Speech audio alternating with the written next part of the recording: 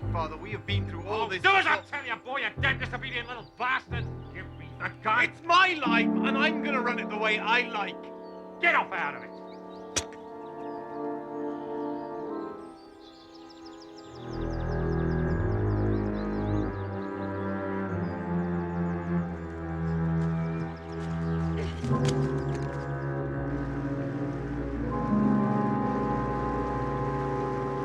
Good morning. Good morning. Caught anything? Not yet. Holmes! What on earth are you doing here? Looking for you.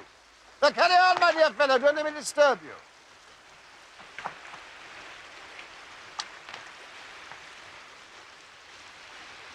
What on earth are you doing here? A case has brought me this way.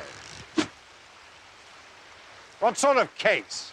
The newspapers are calling it the Boston Valley Mystery. I expect you've read something of it. No, not a word. I haven't seen a paper for days.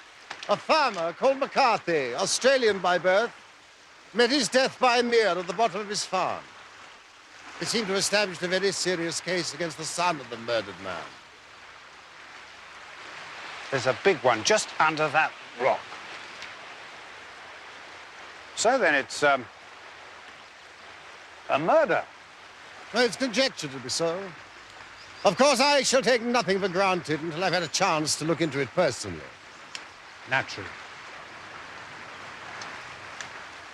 I don't wish to spoil your holiday, but I was wondering if I could persuade you to join me for a couple of days.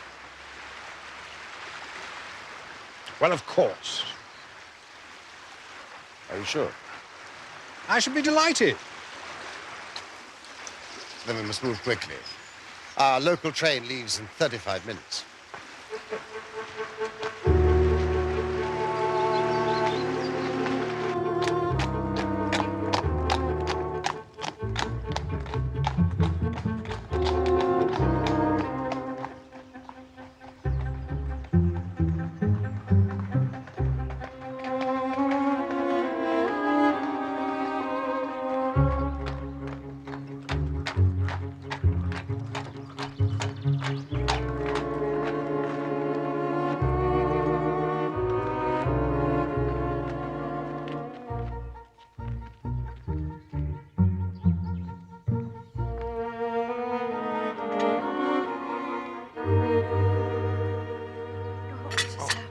Watson, all this fresh air will kill me. Well, the London press don't seem much interested. Not very full accounts. Yes. Useless.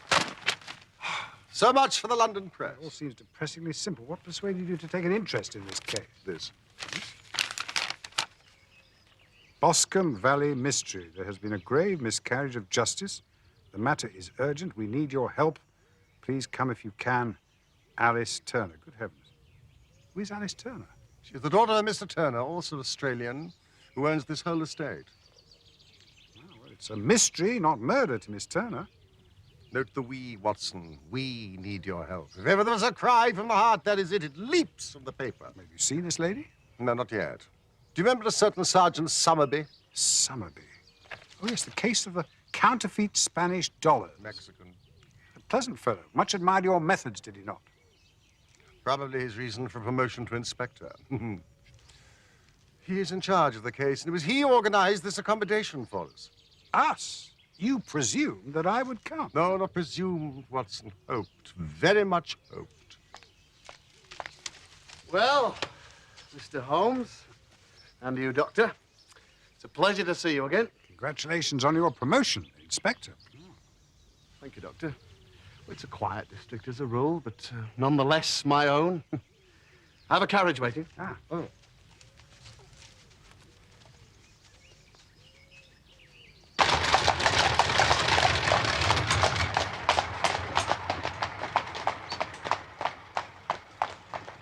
McCarthy, the murdered man, rented a farm called Hatherley from Mr. Turner, who was one of the largest landed proprietors in this part of the country. He made his money in Australia. I presume that both being colonials, they had much in common. Old friends, I believe, though Mr. Turner has been in failing health for some time. He has a daughter called Alice. An only child and a most charming one.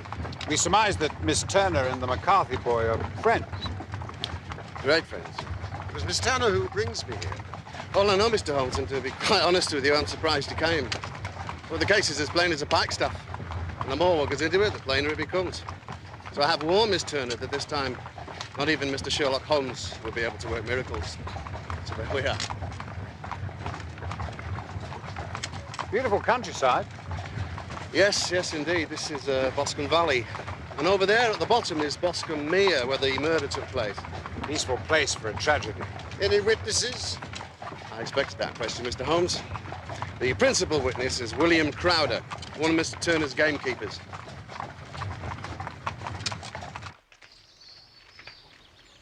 It was after I'd had my dinner. Last Monday it was, the 3rd of June. Ah, that's right. Now, I've fed the young pheasants, poults we call them. You were planting out lettuces. That's right. I was setting out some lettuces, those lettuces over there, when my little girl Patience, she comes running up.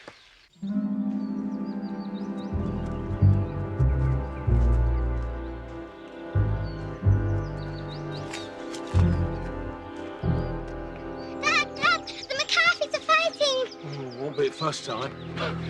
Well, don't you worry about it, Patience. It's no concern of ours. Go on, in you go.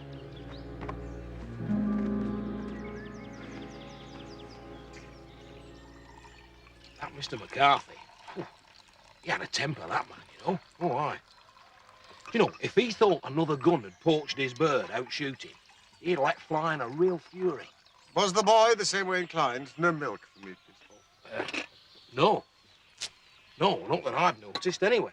No, he always seemed a nice enough boy. Surprised him doing such a thing. But then again, he was provoked. No doubt. Who's to say? You tell the gentleman what happened next. What? You haven't forgotten what you said in evidence at the inquest. Forgotten? I shan't forget that day, not so long as I live. Now, I just sent Patience into a mother, and I hadn't planted out no more than another half box when young McCarthy come running up looking like he'd seen a ghost. My father's met with a terrible accident. Please, come with me. I need your help. Where is he? He's down by the mere.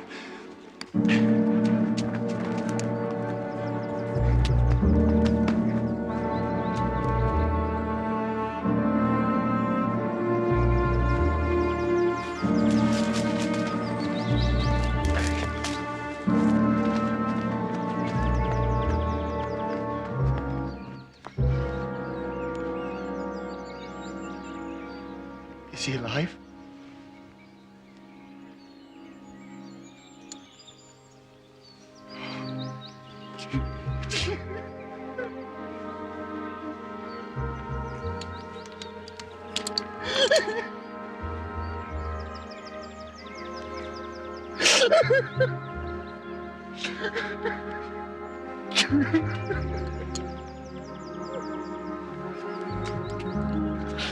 You just come along with me.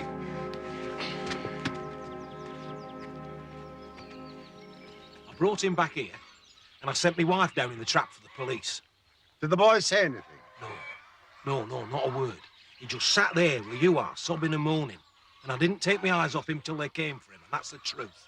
Did you examine the gun at all? The butt, for instance? No, not especially. There was a bit of mud on it. He wiped it. He wiped it. Well, I might have done. I mean, it would have been natural, wouldn't it? There was Mr. McCarthy lying there dead with his head bashed in. He hadn't got that way swatting wasps, had he? You believe that the boy killed his father? Well, of course I do, sir. I mean, who else could have done it? Well, I can tell you this much, gentlemen. Right, now I'm a gamekeeper, right? And when a man's got a gun in his hand, strange things can happen. Oh, aye. Now, I've seen men, quiet, law-abiding gentlemen, you put a gun in their hands, they turn into near maniacs. Thank you so much, Mr. Crowder, for giving so much of your valuable time. Well, it's been a pleasure, gentlemen. It's not the first time I've been able to help the cause of justice. No, not by a long shot. Well, last year, Candlemas time, you remember, Inspector? No, I'm a liar. It was 2 years we ago. must be on our way. Well, I'm on the side of law and order, sir. The inspector will tell you that. Indeed you are, Crowder. Thank you. Goodbye. They're all the same, these country people. Once they get an audience, they'll talk the hind leg off a donkey. Now, if you follow me, I'll take you down to the scene of the crime. No need for the moment. That's very true. No need in the circumstances. It's a sad case, but a pretty clear one. The glass is high. Weather set fair. I should like to call on James McCarthy. I can arrange it if you wish. Tomorrow. Tomorrow. Oh, one more thing I should tell you, Mr. Holmes. When the boy was charged with the murder, he didn't appear in the least surprised. In fact, he said it was no more than his deserts. Those were his very words. A confession? You might think so. Did he also protest his innocence? Yes. But then again, they always do, don't they? I think we'd best be getting back to the hotel. I have some calls to make on the estate. Till tomorrow, then. Boscomb Arms!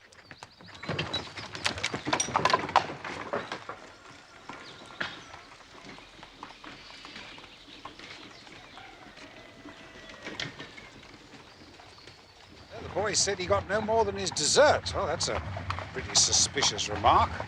I mean, coming after such a damning series of events. On the contrary, it's the brightest rift I can see in the clouds at present. The self-reproach and contrition displayed by his remark appears to me to be signs of a healthy mind rather than a guilty one. Many men have been hanged on far slighter evidence. So they have, and many men have been hanged wrongfully. Oh, look, a pheasant.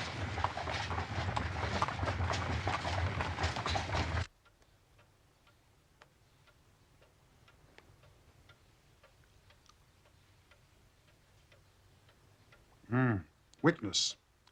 That's James McCarthy.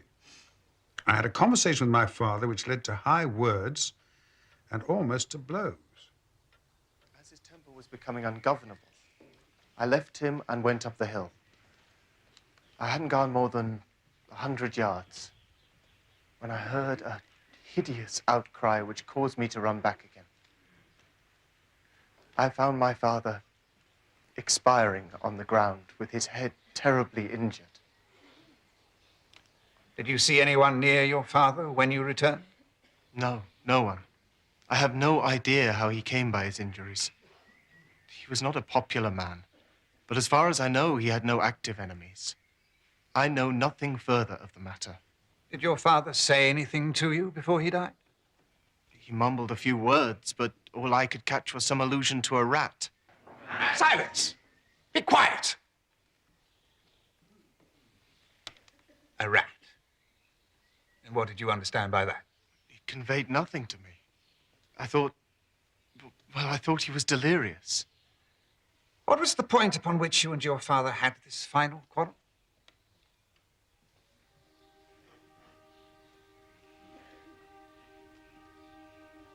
I should prefer not to answer that question, sir.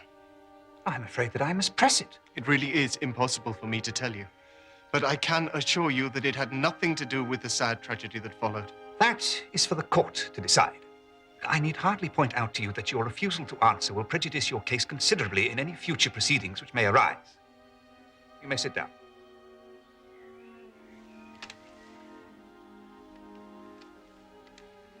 Gentlemen of the jury, you are here to discover the cause of death of Mr. William McCarthy and thereafter to deliver your verdict. You have heard the facts of this crime, and I believe they make the situation very clear. Mr. James McCarthy's account of his father's dying is singular, to say the least. His refusal to give any details of their last conversation must go very much against him. The verdict of willful murder seemed to me to fit the facts we have heard. I hope I make myself clear.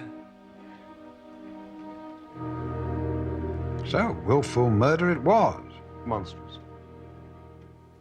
Well, the boy did rather ask for it. It wasn't. Did you see that both you and the coroner have been some pains to single out the strongest points in the young man's favor? Don't you see that you alternately give him credit for too much imagination or too little? Too little if he could not invent a quarrel which would give him the sympathy of the jury. Too much if he evolved from his own inner consciousness anything so outre as a dying reference to a rat. Well, these country coroners do think they're little tin pot gods. Oh, it's an absolute scandal. No, no, no. I shall approach this case from the point of view that what this young man says is true.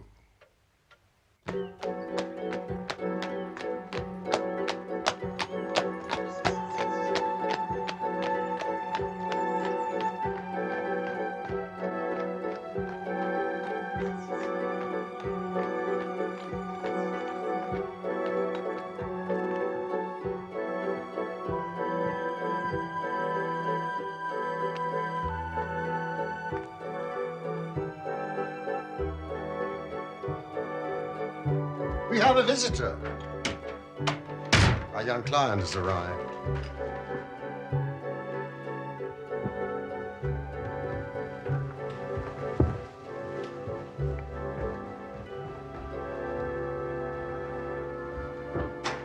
Come in. I'm so glad you've come, Mr. Holmes. I'm Alice Turner. This is my friend and colleague, Dr. Watson. Dr. Watson, of course. It is you who have written down some of Mr. Holmes's cases in such an interesting way. You see, I know all about you, Mr. Holmes, and your wonderful success. If you knew how much we need you now, do you yet know anything of what happened? Please sit down, Miss Turner. Inspector Summerby has told me something of it. Oh, yes, the inspector. He gave me your address. He's quite a kind man, isn't he? But he doesn't understand. How could he? He's a policeman. Mr. Holmes, I know that James didn't do it. I know it. And I want you to start your work knowing it too. Never let yourself doubt upon that point. Have you known James McCarthy a long time? Yes, all my life. We have known each other since we were children. But he is too tender-hearted to hurt a fly. Well, this charge is just absurd to anyone who really knows him. Well, I hope that we may clear him. I shall do all I can. But from what you've heard already, do you not think he's innocent? I think it is probable. I don't think my friend is so convinced. Well, I think that Mr. Holmes has been a little quick in his conclusions. But you are right. Oh, I know that you are right. James never did it. His quarrel with his father, which you would not talk about to the coroner. Do you know anything of it? I believe it was because I was concerned in it. In what way? It is no time to hide anything now. James and his father had many disagreements about me. Mr. McCarthy was very anxious that there should be a marriage between us. Well, James and I have always loved each other like brother and sister. Of course, we haven't seen so much of each other lately. I have been away at boarding school for some years, and James has been studying in Liverpool. He is only 22 and has seen very little of life, and... well, I suppose he does not wish to do anything like that just yet. So there were quarrels. And this, I'm sure, was one of them. How old are you, Miss Turner? I'm 18. Quite nearly 19. As you say, this isn't a time to hide anything. Are you in love with James McCarthy?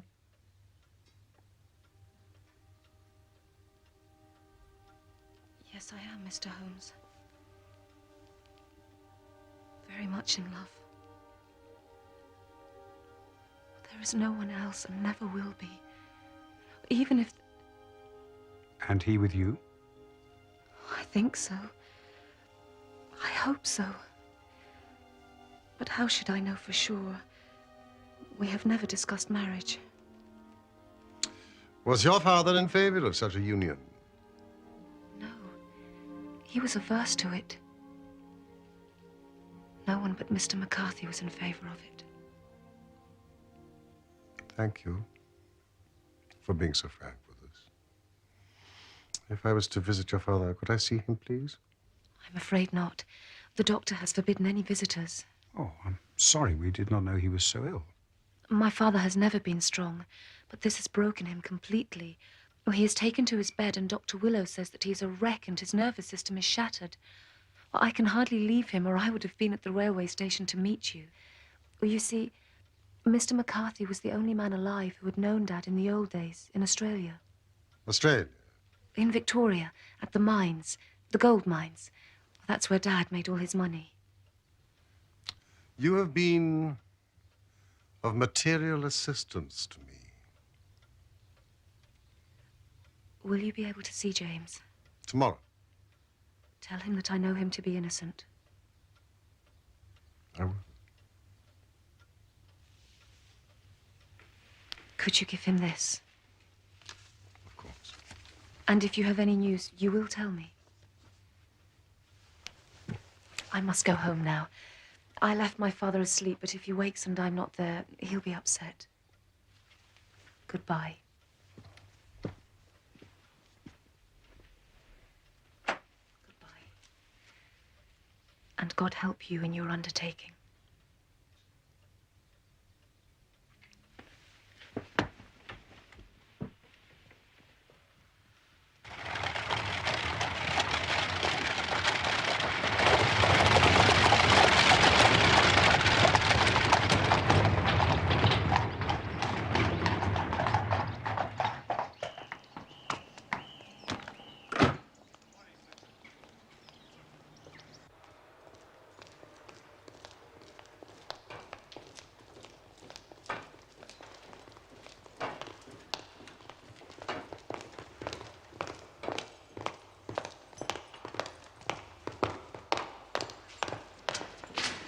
May I see him alone, please? As you wish, Mr. Holmes. But remember, this man is on remand accused of willful murder. And as you will know, such a man under such circumstances is unlikely to speak the truth. Oh, thank you. You're good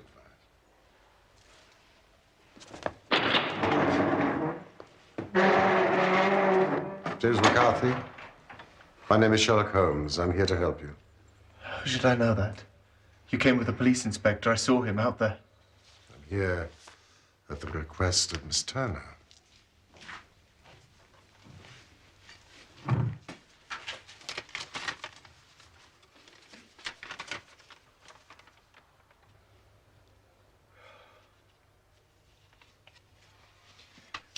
I am sorry, Mr. Holmes. Lately, I've learned to trust no one. I'm afraid you've come too late. They've already made up their minds that I am guilty. Well, I have not.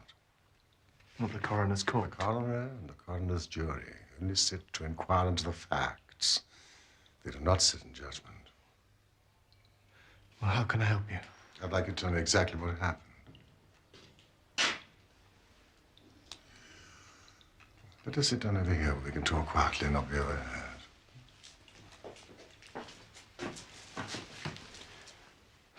Where shall I start? You choose. Well, I've been studying in Liverpool for some 3 years. My father was most anxious I should have some academic qualifications. It was on that day, June the 3rd, that I returned home. Was your father expecting you? No, not exactly. He knew I was due for a few days' holiday, but not the exact day. A local carrier took me up to the farm from the village. Nice to see you back, Master James. Oh, it's nice to be back, George. Hey, stand. Is my father in the house? No. Went off about 5 minutes ago. Looked as though he had something on his mind. All right, George. Will you be wanting pony later? No, I'll ride tomorrow. I might take the gun, see if I can put a few rabbits. They need shooting. Place is crawling with them. Welcome.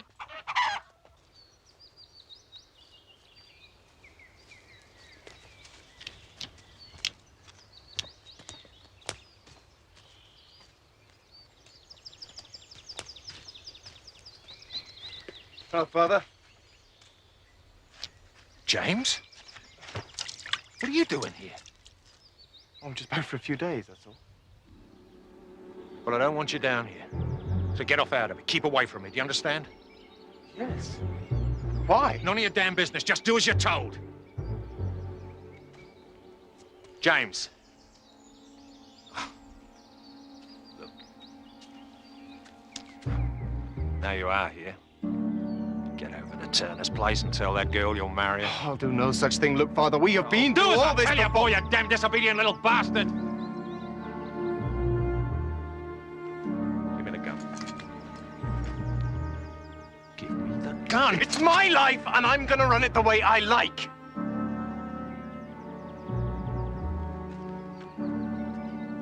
All right. Damn you. I'll throw you out. I'll ruin you. You see. Now get off out of it!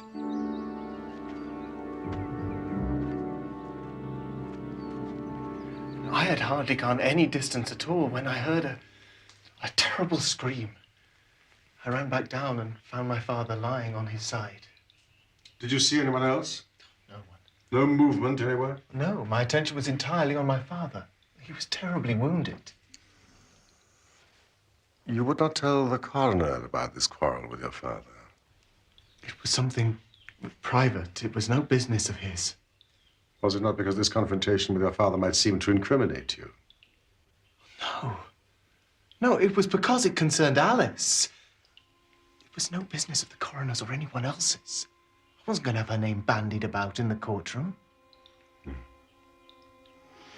You do know that Alice loves you, James, and believes you to be innocent. Yes, I know. The thought of her love and her faith in me has kept me in some sort of insanity in this horrible place. And if you did not wish to marry her, as your father so clearly wished, perhaps you did not share her love. I did. I do, Mr. Holmes. I love Alice Turner. I adore her. I worship the very ground she treads on. But... And yet? I could not ask her to marry me because I was married already.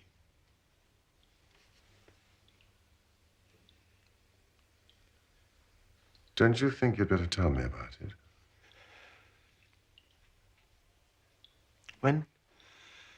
When I first started studying in Liverpool, my father gave me a very generous allowance. Oh, it's too generous for my own good. I became very wild and fell in with a bad set of people. In a fit of drunken madness, I went through a form of marriage in a register office to a woman much older than I was. A barmaid. I hardly ever saw Alice at that time. Of course, I couldn't tell my father. He would certainly have thrown me out, as he'd so often threatened. Yes, I'm sure he would. Have you any idea who could have killed your father so brutally? None whatsoever. Do you know, I go over the scene day after day after day in my mind. But I am as puzzled as everyone else is. Don't give up hope. Thank you, Mr. Holmes. Oh, Mr. Holmes. It hardly concerns all this business, but perhaps I should tell you. Some good has come out of this evil. Since I've been in here, I've received a message from the woman I married, who has read in the newspapers that I am in serious trouble and likely to be hanged. She wrote that she had a husband already in the Bermuda dockyard. Good heavens. So, there is no legal tie between us. If only I had known before. You're right to tell me.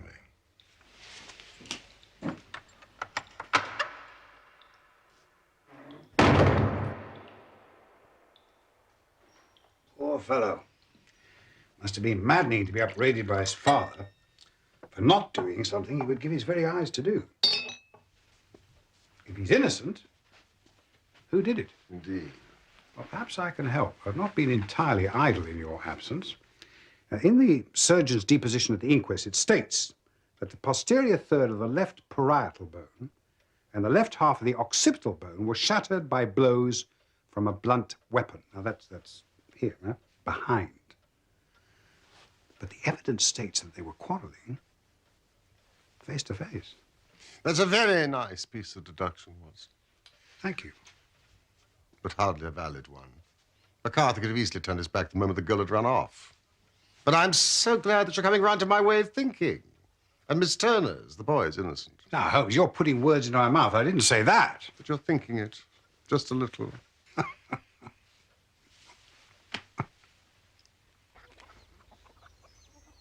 Those boots were the ones the master was wearing at the time he was murdered, sir. I've cleaned them up since, of course. Those are a pair of Master James's. He bought them new last Michaelmas. Thank you, George. Now, let us go down to the mere.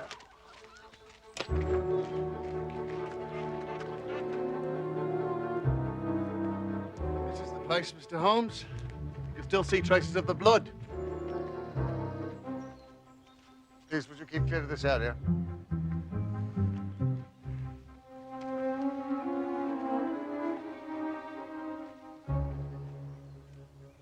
Why did you enter the mere, Inspector?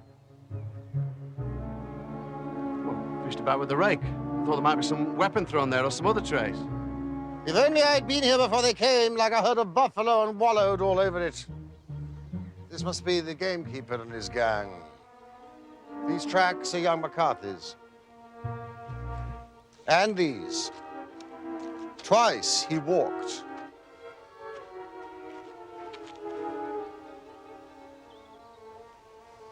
He turned. Once he ran. So the soles of the feet are deeply marked, the heels are hardly visible. That would bear out his story. He ran when he saw his father on the ground. Doesn't work at it, I'll say that. The father paced up and down, right here. What have we here? Tiptoes. Tiptoes. Square toes. Most unusual boots. Where did Mr. Square Toes come from?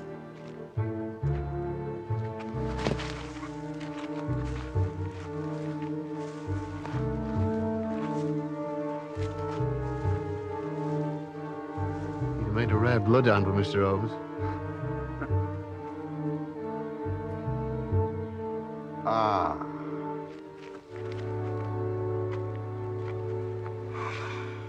It has been a case of considerable interest. Come.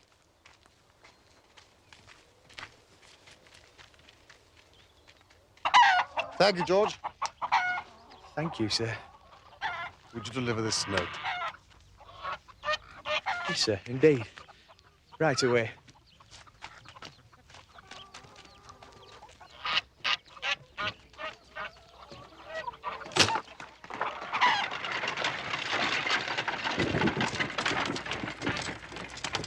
This may interest you, Inspector.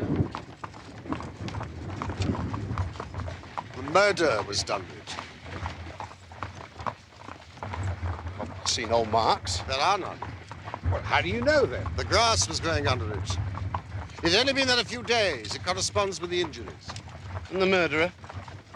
He's a tall man, left-handed, limps with the right leg, wears thick-soled shooting boots with square toes, smokes Indian cigars, uses a cigar holder, and carries a blunt penknife in his pocket.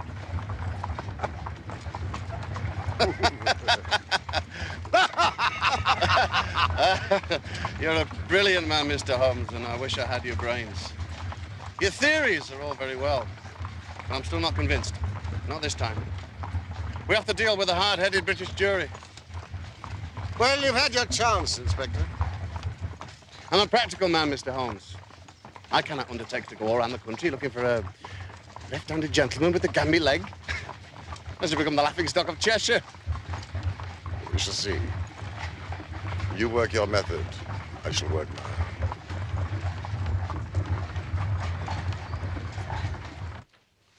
Now, let us take this morning's work. From my examination of the ground, I gained details as to the personality of the criminal. Mm-hmm. But how? You know my method. It is founded upon the observance of trifles. Well, his height, I know you might roughly judge by the length of his stride, his boots by his traces, but the man's lameness. The impression of his right foot was always less distinct than that of the left. Why? Because he limped. His left-handedness. The blow was delivered from immediately behind, and yet it was on the left-hand side. Watson. He must have been a left-handed man, of course. He stood behind that tree during the confrontation between father and son. He even smoked there. Smoked? Cigar ash. An Indian cigar. You will remember my little monograph on the subject of ashes from pipe, cigar, and cigarette tobacco. 100 different varieties, if I remember. 140, thank you, Watson. Having discovered the ash, I discovered this stump, which the man had thrown among the moss. An Indian cigar rolled in Rotterdam. You will notice that the end has not been in his mouth. So he used a cigar holder. The tip has been cut off, not bitten. But the cut is not a clean one, so I deduced a blunt penknife. Amazing. Among the words mumbled by the dying man, the only word that young McCarthy could understand was the word rat. Rat. Most curious. Come with me.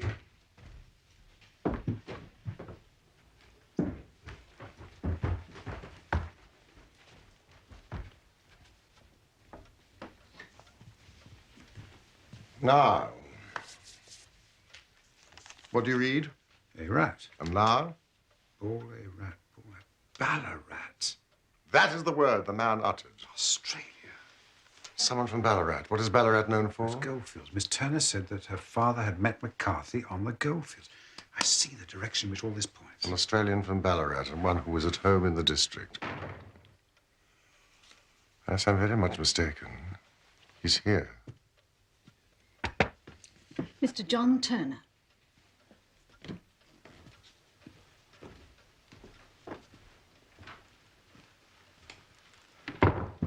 Mr. Holmes.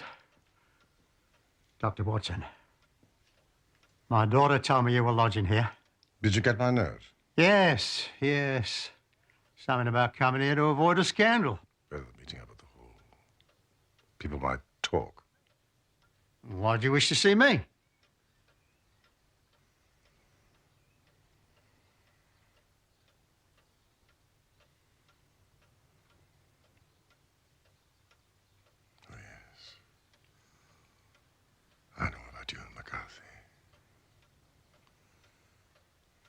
My friend Watson will jot down a few facts. I promise they will not be used unless it is absolutely needed. Do sit down.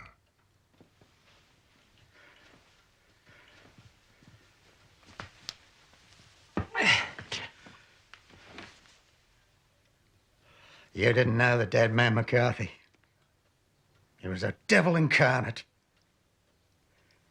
God keep you out of the clutches of a man such as he. His grip has been upon me these many years, and he's blasted my life. I'll tell you first how I came to be in his power.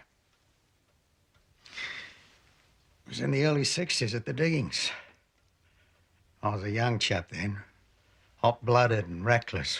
Well, I'd no luck with my claim, took to the bush and became what you'd call a highway robber. There was a little gang of us. We lived a wild, free life of it, sticking up a station from time to time or stopping the wagon on the road from the diggings. They called me Black Jack of Ballarat. I believe they still remember the Ballarat gang in the colony.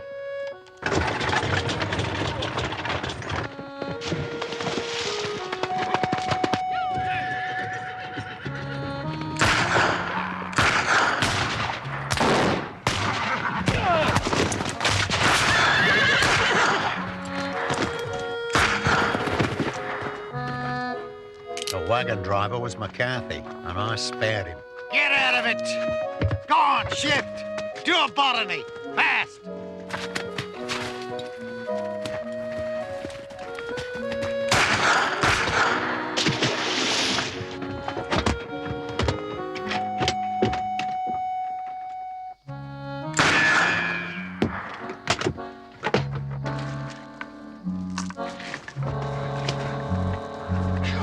We got away with the gold. My mate and I were wealthy men beyond the dreams of avarice. There was...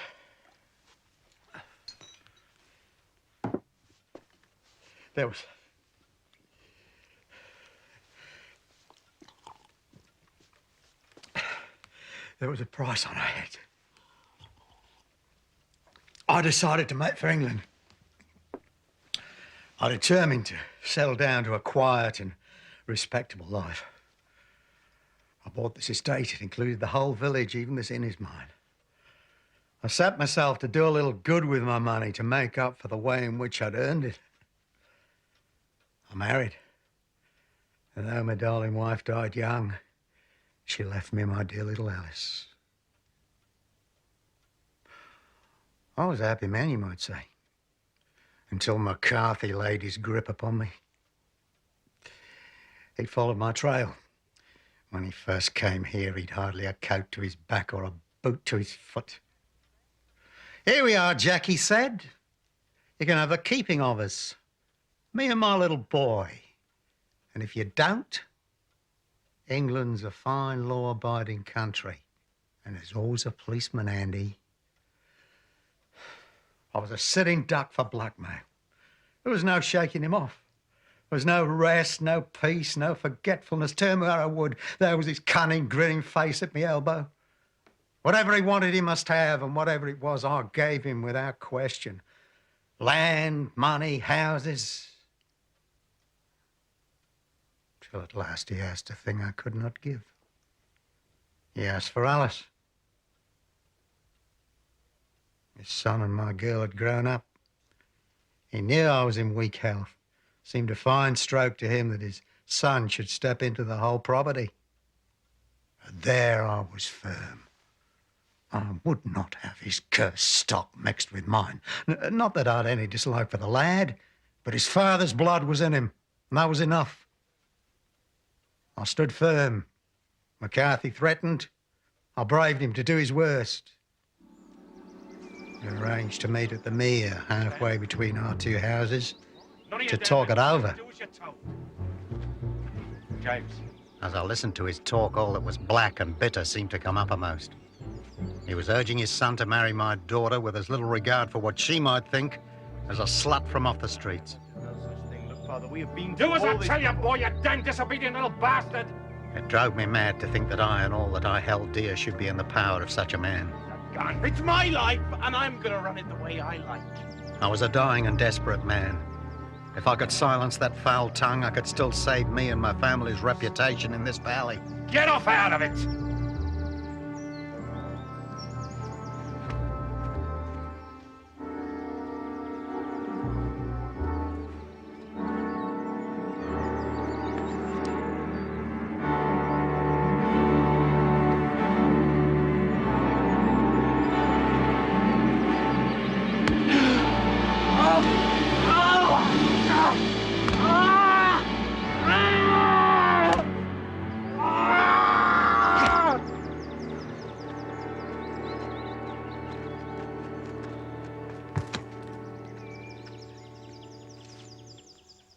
I did it, Mr. Holmes, and I would do it again. Deeply though I have sinned, I've lived a life of martyrdom to atone for it. And my girl should become entangled in the same meshes which held me was more than I could suffer. I struck him down with no more compunction than if he'd been some foul and venomous beast.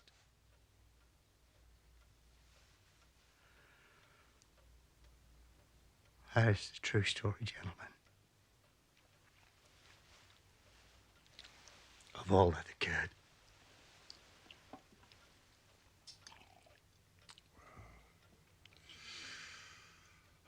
It is not for me to judge you, but I hope that we may never be exposed to such a temptation. I pray not, sir. I'm a dying man. I've had the diabetes for years. My doctor says it's a question of whether I shall live a month. Yet I'd rather die under my own roof than in a jail. Young McCarthy must be got off, however. Oh, God help me, but I wouldn't let that young man come to harm. I'll give you my word that I'd have spoken out if it went against him at the assizes. I'm very glad to hear you say so. I'd have spoken now had it not been for my dear girl. It would break her heart. It'll break her heart when she hears that I'm arrested. It may not come to that. We are not the police. I'm no official agent.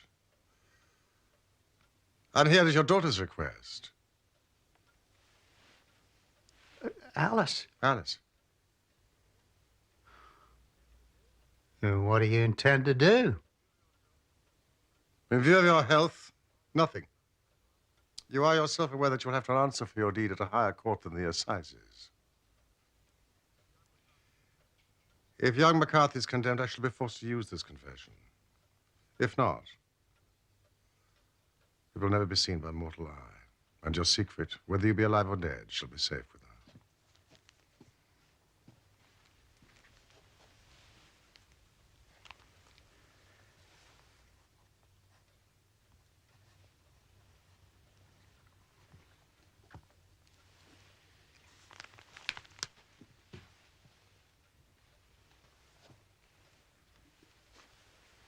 Farewell, then.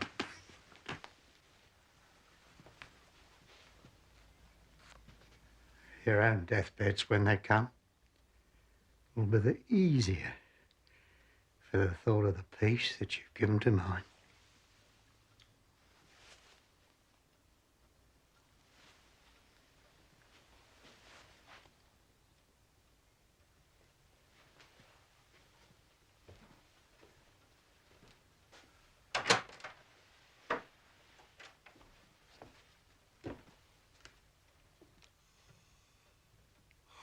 God help us.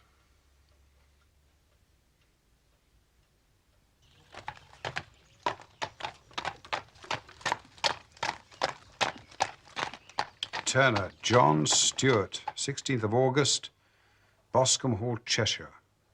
After a long illness, bravely born, beloved father of Alice. Now, we're free to use that confession at young McCarthy's trial. No, by no means. My promise was they would not be used unless McCarthy is condemned, and I think I've given enough objections to the charge to ensure his acquittal. I hope so.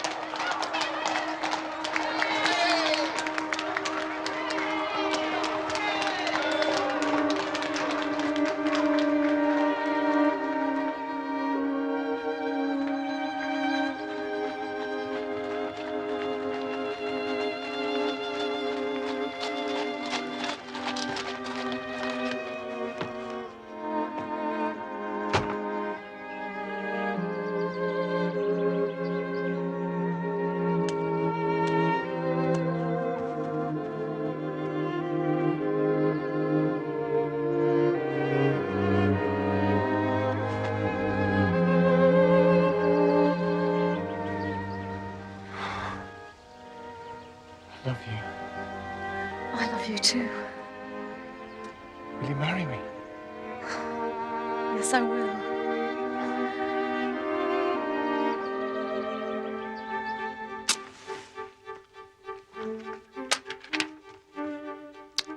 A happy ending to a brilliant case. I congratulate you, Holmes. I thank you. I must admit there are certain aspects to this case which even I did not anticipate.